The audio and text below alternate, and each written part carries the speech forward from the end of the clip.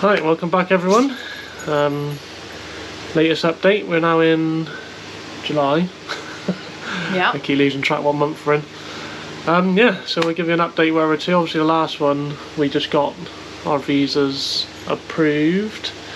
Now I've got another update, and that is Hersh the dog. She's now got her date. Her quarantine date. Oh, yeah, her quarantine date when she's allowed to travel over, and that is? That's mid-November. Mid-November. So there we go. So we're all kind of got all our dates.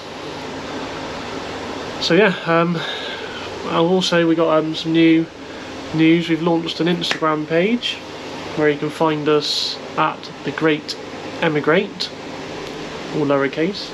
Yeah, we do post some different things on there than we post in this YouTube channel, so if you are on Instagram, please find our page and add us, we'll add you back. And yeah, obviously it really helps us if you also like and subscribe to this channel.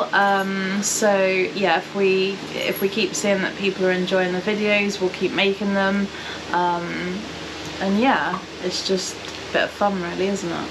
Well yeah, and it's also like people watching, you got any other questions, if you're going to take the same journey as us or anything else we can help with, again, like we've said before, get in touch, we're more than happy to help you. So yeah, we're now obviously the girls have finished school for the summer, or our summer, Yeah. not Australian summer. So the plan is that the dog's going to go out mid-November with me and our youngest, and you're going to go out about a month before just to find us some accommodation and get everything sorted. So that's the plan, and it's getting closer and closer, so we thought we had lots of time, and now it's like we're nearly in August. Since the last time we were making the videos, it's like, oh yeah, I've got plenty of time, and then literally you've got like, we're surrounded by boxes everywhere. It's literally, yeah, it's not good for people's OCD and stuff, is it? It's just, honestly it's not. And the girls are both home now for summer, which means that they really need to start on their bedrooms and sort out what they want to take and what they don't.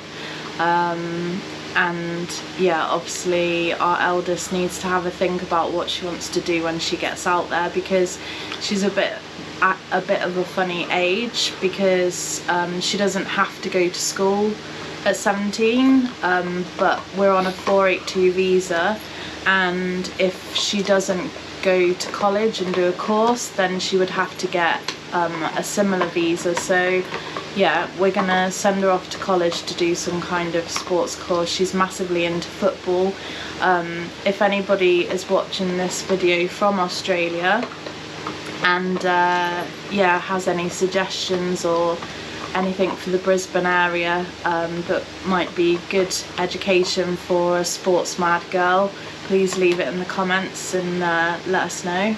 yeah, I think that's one of the things for the permanent residency, and she's got to, I think our advisor Sue had said, when by the time we've come to apply for this PR, she's going to be 18-ish, so it means she's going to have to show dependency on us still, which means her involved in like a school course or a TAFE that they got over there. It's like a like an apprenticeship school that they do, just to make it easier for her, obviously being that age, otherwise she'd have to do it all on her own, which is a bit difficult. It's hard enough for a family of 4, let alone an 18-year-old doing it on their own. So yeah, that's just another bit of advice. If you're travelling with older kids or teenagers, then that's something you might have to look at. Obviously getting them enrolled in an education course would be easier. And we've heard that there's no school costs on a 482 visa, so we won't be eligible for It's Medicare, I think. yeah, we won't be eligible for Medicare, but I think the kids' schooling should be okay. I think I've seen somewhere that if you haven't got Medicare, then you can't enrol in the school. I think I read that somewhere, or someone said on YouTube. I think I might have been watching one of the YouTube videos that, yeah. Anyway, something we've got to look at. There's quite a few things you've got to look at. But we can organise our own medical care, so yeah, that's fine. That's not a problem. So yeah, another bit of exciting news we had is some sunglasses we came across. As obviously we're tidying out drawers and stuff, and it was like, oh, I come across a pair of Oakley sunglasses I bought back in 2000, I think, early 2000s. So I thought, oh, I don't really wear them, not really worn them for what, 20 years or something like that. So yeah, we had a quick look on eBay and other selling sites, and we were quite shocked, weren't we? It was how much they've pretty much quadrupled in value. So that was a nice little gold mine we found. But you need to make sure you've got some other sunglasses, because remember the last video, you didn't take your sunscreen, and Ross from the Johnston Life told you off for that. He let me know to wear sunscreen all the time. So yeah, make sure you got sunglasses too. So yeah, I think that's completely irrelevant, but yeah, it's just a bit of an odd. Couldn't get my head around that the sunglasses were worth so much, but no, I guess that links into like packing up, selling everything off that we don't want to take. And yeah, it's surprising what you find in your cupboard that's been in there for ages that actually you can turn into a bit of money for your new adventure. Exactly, every little bit helps. Obviously it's quite an expensive endeavour, and it is bits of money here and there, a few big lump sums and stuff. So yeah, that brings on to the next one. Our next lump sum is the skills assessment that I'm going through for our PR visa. So I think I've covered it lightly in our last video, but yeah, it's you've got to have you've got to kind of prove you can do your job. Although the criteria they kind of set out, especially in my line of work, is a little bit, I don't know, I'd say insulting in a way. Like, you have to provide video evidence. I think you've got to provide like 5 videos of you how to hold a spanner and stuff like that. It's like, okay, but yeah. You're sounding like a whinging Tom now. Yeah, I've started already. So yeah, there's a few things that a few more hoops you've got to jump through, and I've said it before. But yeah, with the skills assessment, it's a lot of jumping through hoops. Even I've got like 20 plus years experience, pretty much every certificate going. The company, that line of work I'm in, is quite tight on their security, so it's quite hard. I can't provide any video evidence of me doing my job because a lot of it is security covered, so I can't take photos or video evidence. So we're looking at ways around that at the moment. So yeah, that's something you've got to be aware of, depending on your line of work. Everyone's different. So that's where we're kind of at the skills assessment. Again, it's the time zones are a bit of a pain, and yeah, it's a little bit stressful, but I think you just got to take it as it comes now, isn't it? We've got the main entry into Australia, and then it's just we've got another over a year until I turn that certain age where it makes it harder to get your points. The magic number 45. Yeah, 45. I expect most of you watching already know that if you're planning your own Australian adventure, but if not, there seems to be like this cut-off of the age 45 that even if you have all of the skills and experience, if you reach over 45, it's really difficult, if not impossible, to go over there on a permanent basis to live. And here's the star of the show. Here she is again. Look, you gonna say hello to everyone? No, not interested. So yeah. Yeah. So, is that you gonna say anything? You tell anyone? Anyway, you're probably just watching these videos for the dog, not for us. So I'm glad she made an appearance. Let us know in the comments if that is the only reason you're watching. And if so, maybe we'll make more videos with the dog. But yeah, I think last topic we wanted to just touch on was what happens next. And I think we need to spend this weekend looking at how do we ship our things, and also flights, one-way flights, no coming back. That's it. That kind of makes it a little bit more real, I guess. Once you obviously they're not cheap. I mean, at the moment we're looking at obviously me and the eldest going over October time for I don't really want to fly economy, but we'll see if we got any more sunglasses I can sell to upgrade the old seats. But at the moment, the time we're making this video, they're about £2,500 for 2 adult tickets. They kind of fluctuate. I mean, they have dropped down to 2000s-ish. I guess it depends what time of day you look.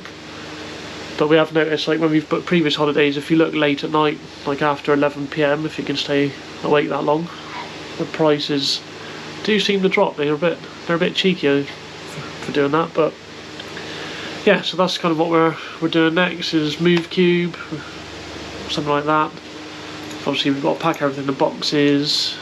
We're not taking furniture really. It's not really worth it, the hassle. So we're just trying to find the right size cube. Everything's got to go in a box. We've got to get that kind of in place before I leave. So yeah, it's a lot to do.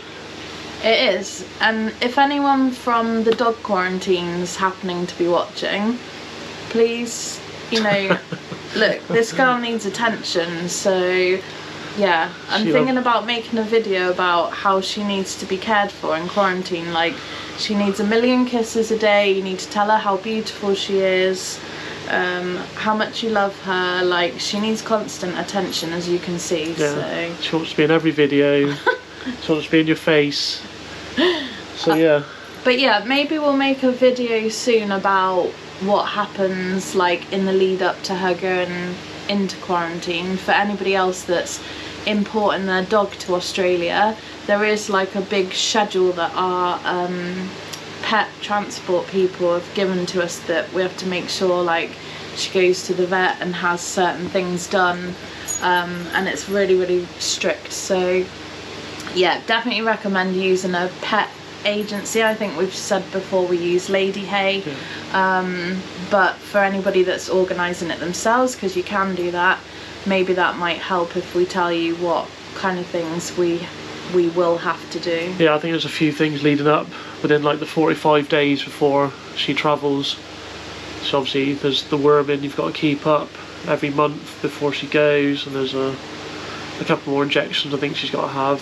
But yeah, I mean, if you find yourself a decent agent that can do it for you, I mean, they've set out a timetable for us, so you just got to stick to that really. That's the last little hurdle.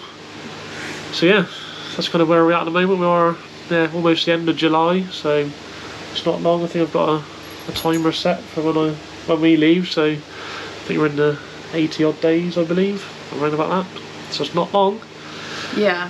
I'm really glad that we started recording these videos so early into this adventure, like literally from our recce trip, because to be able to look back on these videos and see what we had to do, what we went through, I think is going to be super interesting. Well, seeing when we started, wasn't it? It was kind of February time this all kind of started, and now we're July, so. But I think we're super excited to get out there. Yeah. The kids are going to benefit from 2 6-week summer holidays this year. They're having 6 weeks now in UK, and obviously in December it will be the Australian summer holidays, so they'll be super happy. Exactly.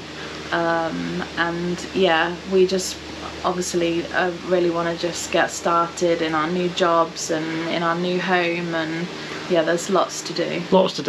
So yeah, as per usual, if you want any questions, send them in the comments or anything like that, or follow our Instagram page, The Great Emigrate. We'll happily answer any questions or who we're using. Obviously we'll stick the doorbell. But yeah, we'll stick that in the links below. So yeah, as usual, like and subscribe, and thanks for watching. see you again.